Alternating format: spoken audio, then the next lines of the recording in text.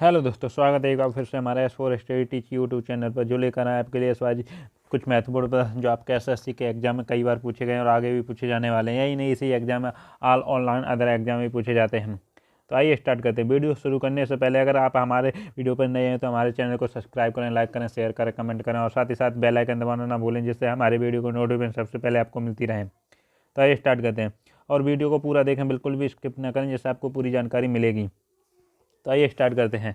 प्रश्न है नंबर 1, प्रायद्वीपीय भारत की सबसे बड़ी नदी कौन सी है? यानी कि वो प्रायद्वीपीय भारत की सबसे बड़ी नदी कौन सी है?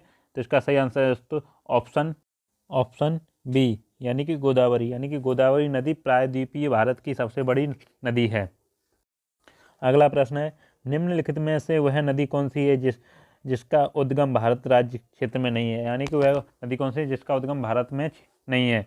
तो इसका सही आंसर है दोस्तों ऑप्शन डी, यानी कि घाघरा। यानी कि घाघरा नदी का उद्गम भारत क्षेत्र में नहीं है। अगला प्रश्न है, निम्नलिखित में से वह नदी कौन सी है जिसका उद्गम भारत क्षेत्र में नहीं है? यानी कि वह नदी कौन सी जिसका भारत में क्षेत्र में उद्गम नहीं है? तो इसका सही आंसर है दोस्तों ऑप्शन बी, यानी कि ब्रह्मपुत्र का भी भारत में कोई उद्गम नहीं है। यानी कि जो ब्रह्मपुत्र नदी है उसका भी भारत में कोई उद्गम नहीं है। अगला प्रश्न, निम्नलिखित नदियों में से किसका उद्गम भारत में नहीं है? यानी कि वह कौन सी नदी है जिसका भी और एक वो क्या कहते हैं भारत में नहीं है? तो इसका सही आंसर है दोस्तों ऑप्शन ए, यानी कि सतलज। यानी सतलज नदी का भी सतलज नदी है उसका भी उद्गम भारत में नहीं है। अगला प्रश्न है, निम्नलिखित में से नर्मदा नदी के संबंध में सभी सही हैं या सिवाय? यानी कि वह कौन सा ऑप्शन सही है जिसमें नर्मदा नदी के संबंध में सही है? तो इसका सही आंसर है दोस्तों ऑप्शन बी, यानी कि इसके किनारे प्रसिद्ध महाकालेश्वर मंदिर हैं। यानी कि नर्मदा नदी के किनारे जो क्या कहते हैं प्रसिद्ध महाकालेश्वर हैं उनके मंदिर हैं। अगला प्रश्न है, निम्नलिखित में से कौन सी नदी कृष्णा नदी की सहायक नहीं है? यानी कि वह कौन सी नदी है जो कृष्णा नदी की सहायक नहीं है? तो इसका सही आंसर है दोस्तों ऑप्शन डी, यानी कि वो अमरावती। यानी कि जो अमरावती नदी है वह कृष्णा नदी की सहायक नदी नहीं है। अगला प्रश्न, लूनी नदी किससे गिरती है? यानी कि जो लूनी नदी है वो किस में गिरती है? तो इसका सही आंसर है दोस्तों ऑप्शन सी, यानी कि कच्छ का रण। यानी कि जो कच्छ का रण है उसमें लूनी नदी गिरती है। अगला प्रश्न, नर्मदा नदी का अधिकांश भाग भारत के किस राज्य में बहता है? यानी कि जो नर्मदा नदी है उसका अधिकांश यानी कि आधे से ज़्यादा भाग कौन से राज्य में बहता है? तो इसका सही आंसर है दोस्तों ऑप्शन सी, यानी कि मध्य प्रदेश। यानी कि मध्य प्रदेश में नर्मदा जो नदी है उसका अधिकांश भाग मध्य प्रदेश में बहता है। अगला प्रश्न, भारत में डेल्टा बनाने वाली नदियां हैं। यानी कि जो भारत में डेल्टा बनाने वाली कौन सी नदियां हैं? तो इसका सही आंसर है दोस्तों ऑप्शन सी, यानी कि कावेरी, गंगा और महानदी। ये तीनों भारत में डेल्टा बनाती हैं। अगला प्रश्न, कहाँ भागीरथी और अलकनंदा मिलकर गंगा बन जाती हैं? यानी कि वह कौन सा स्थान है जहाँ पर भागीरथी और अलकनंदा नदी हैं जो मिलकर गंगा बन जाती हैं? तो इसका सही आंसर है दोस्तों ऑप्शन बी, यानी कि देवप्रयाग। यानी कि जो देवप्रयाग है वहाँ पर भागीरथी और अलकनंदा नदी मिलकर गंगा बन जाती हैं।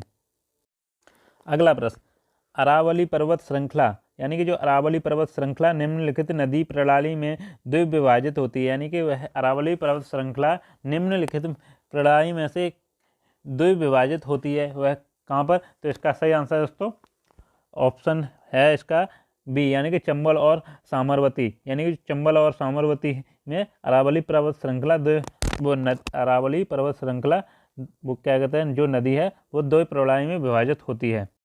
अगला प्रश्न, सिंधु नदी का उद्गम स्थल है। यानी कि जो सिंधु नदी है उसका उद्गम स्थल कहाँ पर है? तो इसका सही आंसर है दोस्तों ऑप्शन सी, यानी कि मानसरोवर झील। यानी कि जो मानसरोवर झील में सिंधु नदी का उद्गम स्थल है। और वीडियो को पूरा देखें, बिल्कुल भी स्किप न करें, आपको पूरी जानकारी मिलेगी। इस वीडियो में हम आपके लिए वही प्रश्न लेकर आए हैं जो आपके एसएससी के एग्जाम में कई बार पूछे गए हैं और आगे भी पूछे जाने वाले हैं। अगला प्रश्न, गोदावरी नदी कहाँ से होकर बहती है? यानी कि जो गोदावरी नदी है वह कहाँ से होकर बहती है? तो इसका सही आंसर है दोस्तों ऑप्शन ए, यानी कि महाराष्ट्र व आंध्र प्रदेश से। यानी कि जो महाराष्ट्र और आंध्र प्रदेश से गोदावरी नदी बहती है। अगला प्रश्न, निम्नलिखित में से कौन सी नदी प्रायद्वीपीय पठार उपांत से नहीं निकलती, यानी कि वह कौन सी नदी है जो प्रायद्वीपीय पठार उपांत से नहीं निकलती। तो इसका सही आंसर है दोस्तों ऑप्शन ए, यानी कि यमुना, यानी कि यमुना नदी प्रायद्वीपीय पठार उपांत से नहीं निकलती। और वीडियो को पूरा देखें, बिल्कुल भी स्किप ना करें, जिससे आपको पूरी जानकारी मिलेगी। और पिछली वीडियो का लिंक आपको डिस्क्रिप्शन बॉक्स में मिल जाएगा। अगला प्रश्न है, इन पश्चिम वाहिनी नदियों में से कौन दो पर्वत श्रेणियों के बीच बहती है, यानी कि जो पश्चिम वाहिनी नदियां हैं उनमें से कौन दो पर्वत श्रेणियों के बीच बहती है। तो इसका सही आंसर है दोस्तों ऑप्शन बी, यानी कि नर्मदा नदी, यानी कि जो नर्मदा नदी है वह वाहिनी नदियों में से दो पर्वत श्रेणियों के बीच में बहती है। अगला प्रश्न, भारत में सबसे ऊंची ज्वार भित्त वाली नदी कौन सी है, यानी कि भारत की जो सबसे ऊंची ज्वार भित्त वाली नदी कौन सी है। तो इसका सही आंसर है दोस्तों ऑप्शन सी, यानी कि हुगली नदी भारत की सबसे ऊंची ज्वारी भित्त वाली नदी है। अगला प्रश्न, नदियों को जोड़ने की योजना का प्रस्ताव किसके शासनकाल में रखा गया, यानी कि जो नदियां हैं उनको जोड़ने का योजना का प्रस्ताव रखा गया वह किसके शासनकाल में रखा गया था। तो इसका सही आंसर है दोस्तों ऑप्शन बी, यानी कि राजग सरकार, यानी जो राजग सरकार है उनके शासनकाल में नदियों को जोड़ने की योजना का प्रस्ताव रखा गया था। अगला प्रश्न है, निम्नलिखित नदियों में से कौन अपने मार्ग में परिवर्तन करने के लिए कुख्यात है, यानी कि वह नदी कौन सी है जो अपने मार्ग में परिवर्तन करने के लिए कुख्यात है। तो इसका सही आंसर है दोस्तों ऑप्शन बी, यानी कि कोसी, यानी कि कोसी नदी अपने मार्ग में परिवर्तन करने की कुख्यात है, यानी कि अपना मार्ग ज़्यादातर बदलती रहती है। अगला प्रश्न, भारत में सबसे बड़ी नदी मुख किस नदी के मुख पर है, यानी कि भारत की सबसे बड़ी नदी मुख जो कि किस नदी के मुख पर है। तो इसका सही आंसर है दोस्तों ऑप्शन डी, यानी कि हुगली, यानी कि हुगली नदी का सबसे बड़ी नदी का मुख नदी पर है। अगला प्रश्न, पंजाब के निर्माण में सबसे महत्वपूर्ण नदी कौन सी है, यानी कि जो पंजाब का निर्माण है उसमें सबसे महत्वपूर्ण नदी कौन सी है। तो इसका सही आंसर है दोस्तों ऑप्शन डी, यानी कि सिंधु नदी, यानी कि जो सिंधु नदी पंजाब के निर्माण के लिए सबसे महत्वपूर्ण नदी मानी जाती है। तो ये थे एसएससी के लिए कुछ महत्वपूर्ण प्रश्न जो आपके एसएससी के एग्जाम में कई बार पूछे गए और आगे भी पूछे जाने वाले हैं।